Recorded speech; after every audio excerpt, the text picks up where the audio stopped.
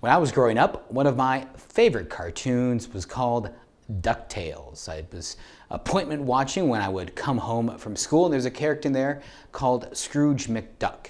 Now, Scrooge, as the name might imply, had some money. In fact, his favorite pastime was to go swimming in a pit of gold coins. How does one go swimming in a pit of gold coins? I don't know, but he did, and it was a cartoon. This is a duck we're talking about. He would actually go swimming in the gold coins, even diving down beneath them, coming up and spurting out a stream of gold coins from his mouth as you might play in the water. I bring that up because recently the AP, the Associated Press, had an article about the Catholic Church receiving money from the Small Business Association Payday Protection Program, which was a loan that could turn into a grant as part of the U.S. government's COVID relief program so that small businesses could receive this monies. And I want to defend the Catholic Church receiving that money. Because the AP certainly presents the Catholic Church as some sort of Scrooge McDuck, if you will, who's already swimming in loads of cash and now is taking a huge amount of money from you, the U.S. taxpayer and government, that could have gone other places during the COVID-19 crisis. Is this true? No. There's lots of falsehood in this narrative by the Associated Press. First of all, they portrayed the Catholic Church as once some sort of conglomerate organization, when actually we're all financially independent of each other.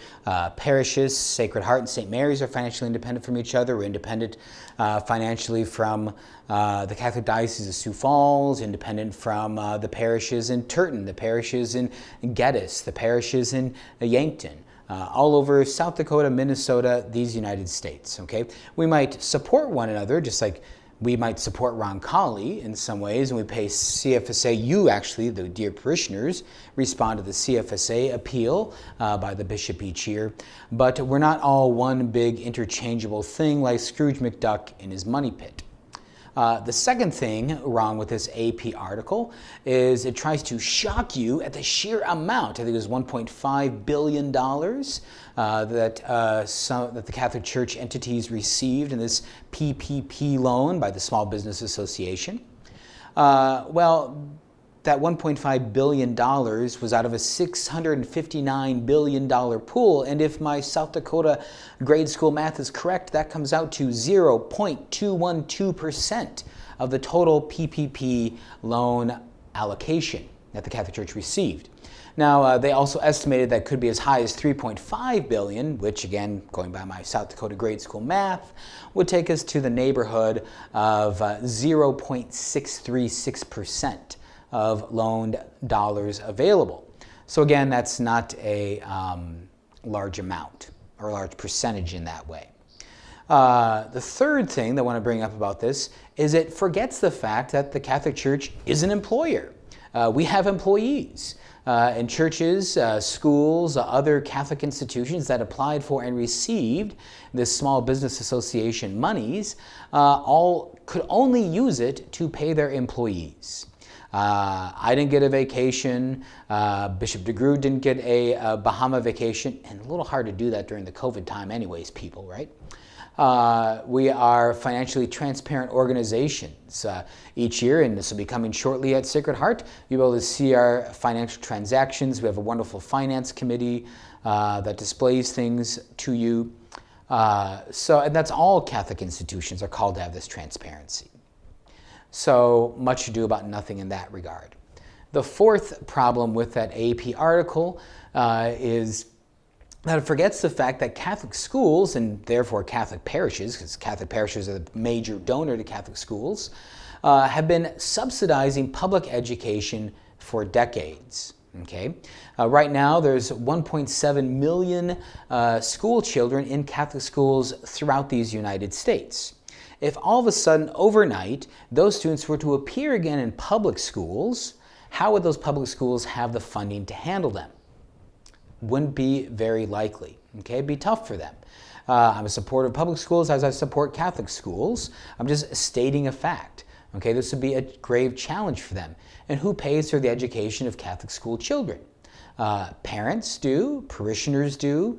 The old widow in the parish who gives from her small limited resources for parish and school operations.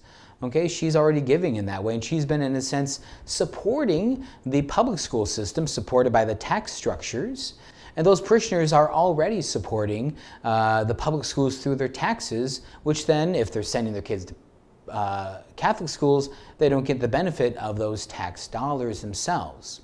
And my fifth problem with this article by the AP is that it has very anti-Catholic overtones, as if to drawing the reader's sentiment against the evil Catholic Church as this foreign invader to these American soils, which was a theme from the early 20th century and the late 19th century of a group called the Know Nothing Party, which is very anti-Catholic against Italian and Irish immigrants.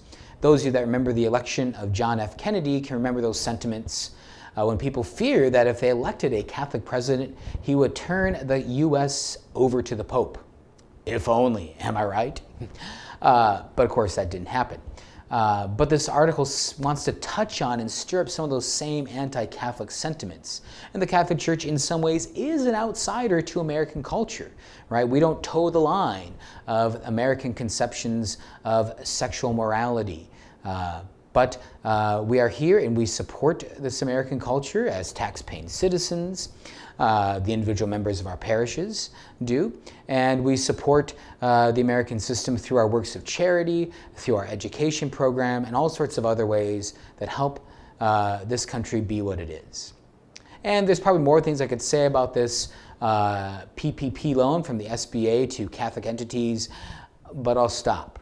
But just so you know, if you hadn't heard about that or you heard someone talking about this, now you know a little more about it. And we should never be ashamed of something like that. Rather, we should always be glad and humbly grateful for the great tradition we have in this country of being participants in public life through our charitable works, through our public worship, through our faith, forming the culture. And let's continue to do that at Sacred Heart in Aberdeen. I'm Father Andrew Dickinson from down at Broomtree, ready to get back to Aberdeen and be with you all full time. God bless you.